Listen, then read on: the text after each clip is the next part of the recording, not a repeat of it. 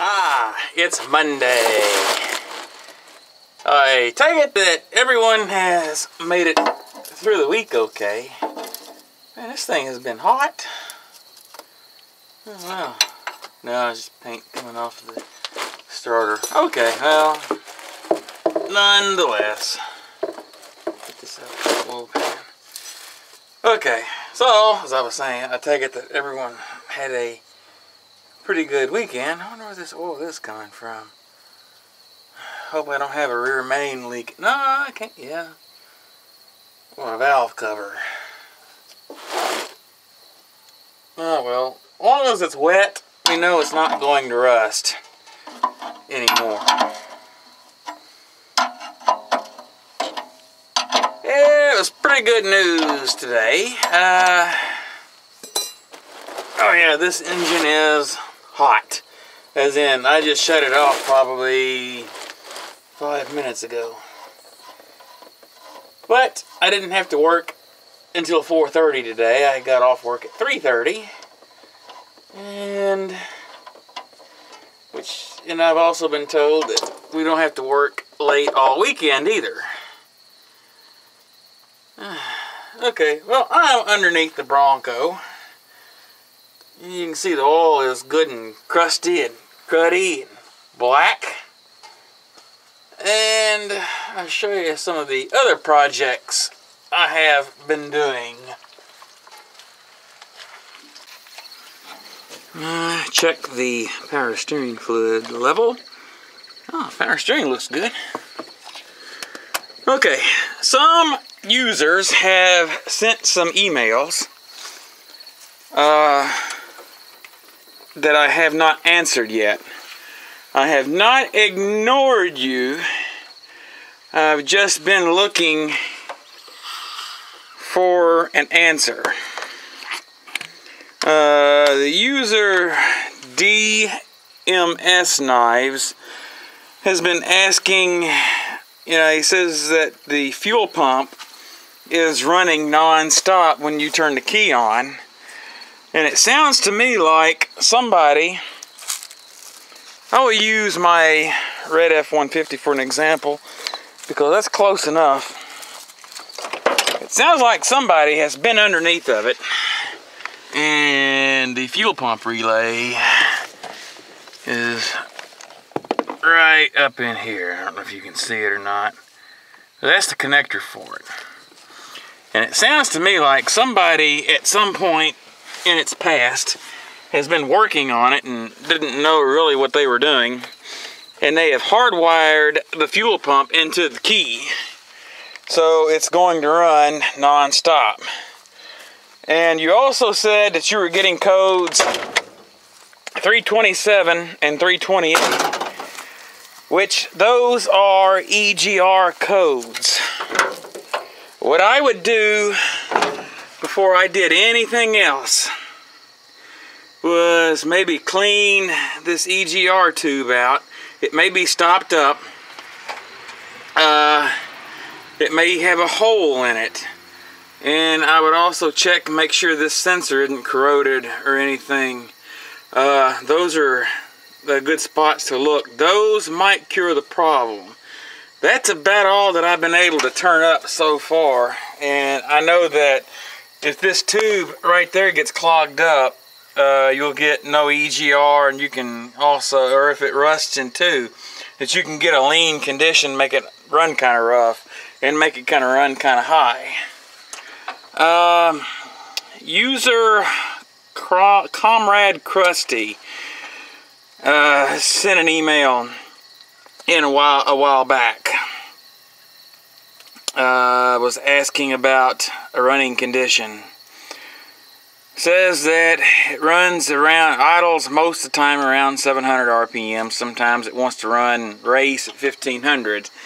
And what I would do is I would get in and check all these vacuum lines.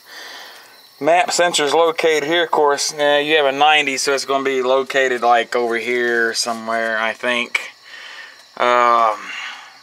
I would check all these vacuum lines, especially these old hard brittle lines. I would get in there and check all of that. There's some stuff that runs underneath this intake. I would look, I would check all of that.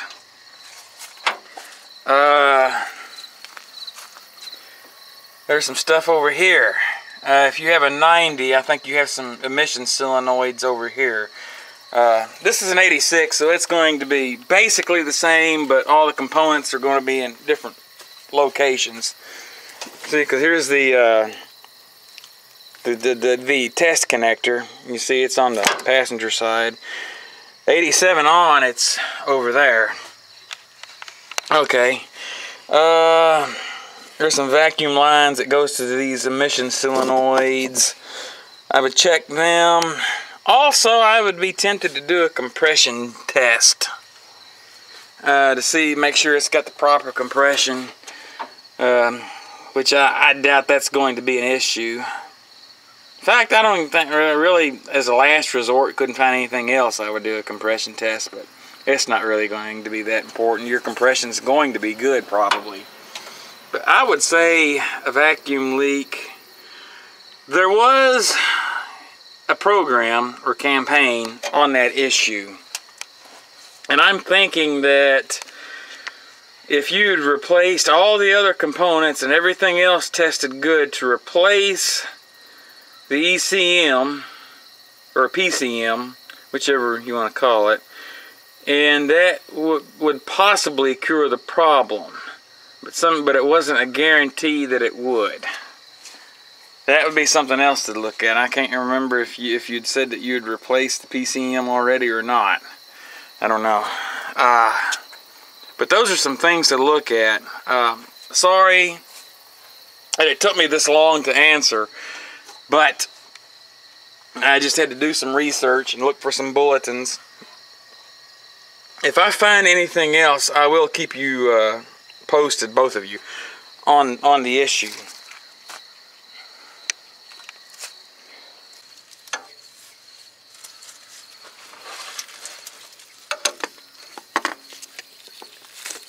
I never put these oil filters on very tight, and the reason for that is because they become hard to get off, and the seal wants to stick sometimes.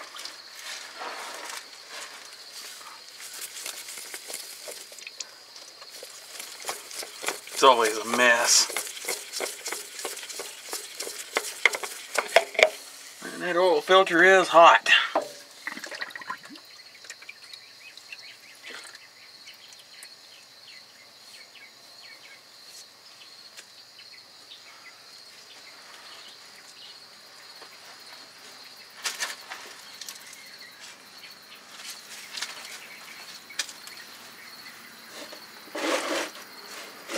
I haven't changed the oil in this. Well, I haven't. This is the same oil that was in here when I put the engine back together last December. And it has got just enough miles on it to need changing now.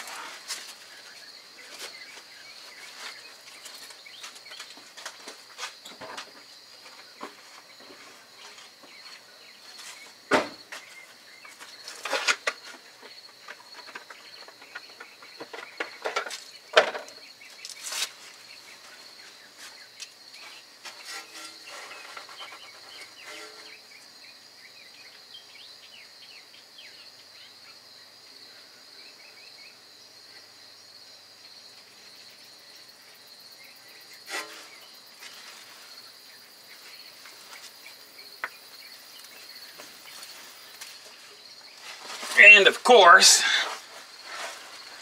good old Wick's going back in its place.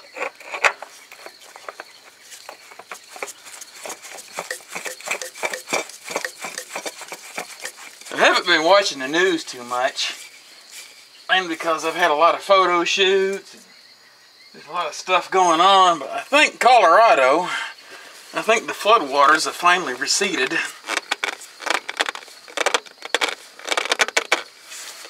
Prayers go out to Colorado. Man, it's rough out there.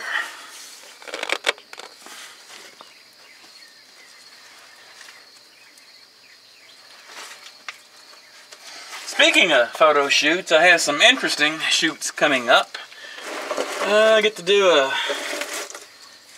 sports team, cheerleading team. I did a let's see, I think I'm going to do like some football stuff also. So all kinds of fun shoots, and I did a couple of portrait sessions this past weekend. They all turned out good, which is why I haven't really made too many videos lately. I've just had so much other stuff going on.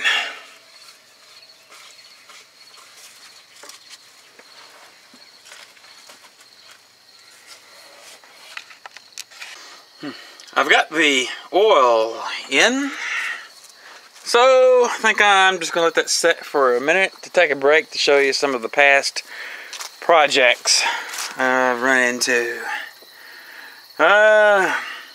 New heater hoses. Every hose on this is brand new. A thermostat that is brand new. I had a dilly of a time getting these bolts out. In fact, what I had to do is I had to get it hot. I just had to run the motor until it was hot, then they come right on out. But the coolant hoses to the throttle body, that's all new. And it even has this hose right here. It runs down into the bottom of the block. I don't know if that's something someone's added or what it is. I haven't seen one with here, but that's new. All new clamps. This T here, that's new. All the way up to the heater core. And I've installed a new upper hose, and the lower hose is new. And I changed the oil yesterday.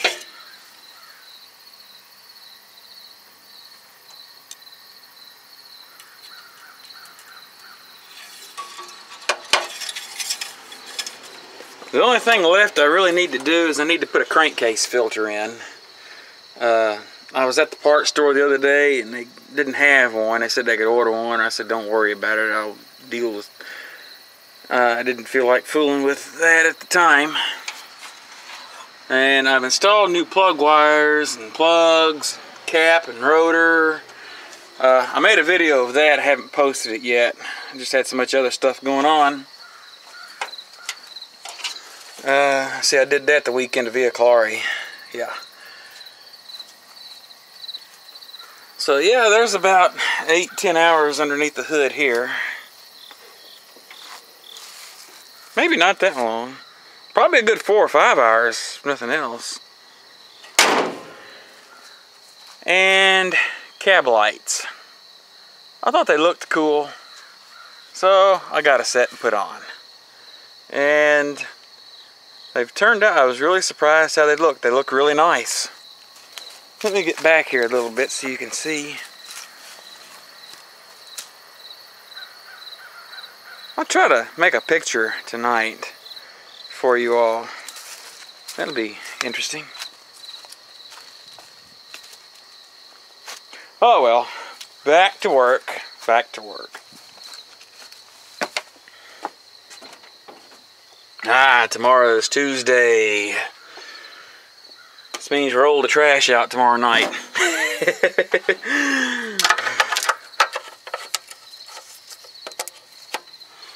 Oh yeah, and one moment. Let me set the camera down here.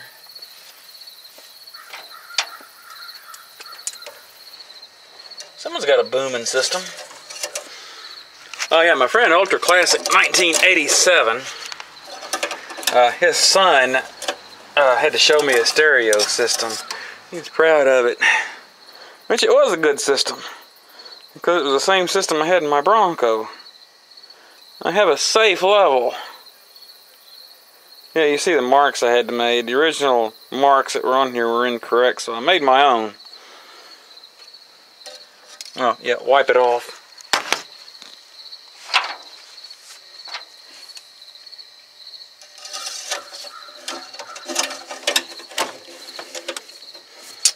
And let's go ahead and start it.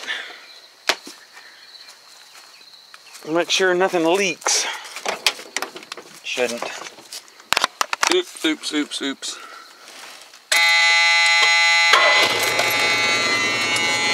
Yeah, it'll take a minute to build oil pressure. There we go. We now have oil pressure. Probably won't have much.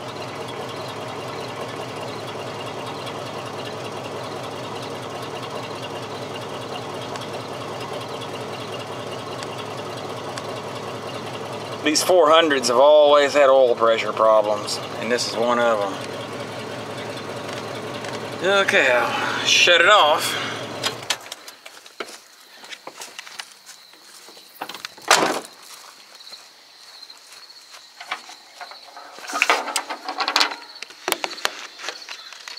And I'll set the camera down. I don't know if it'll sit right there. Good enough. So that's about all that's going on this week. Just photo shoots, just odds and ends.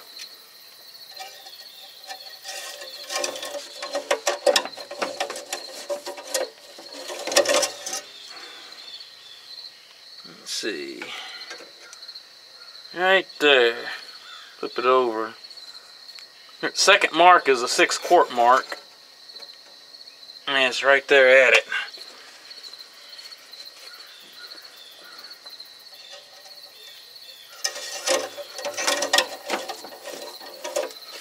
This oil change is about done.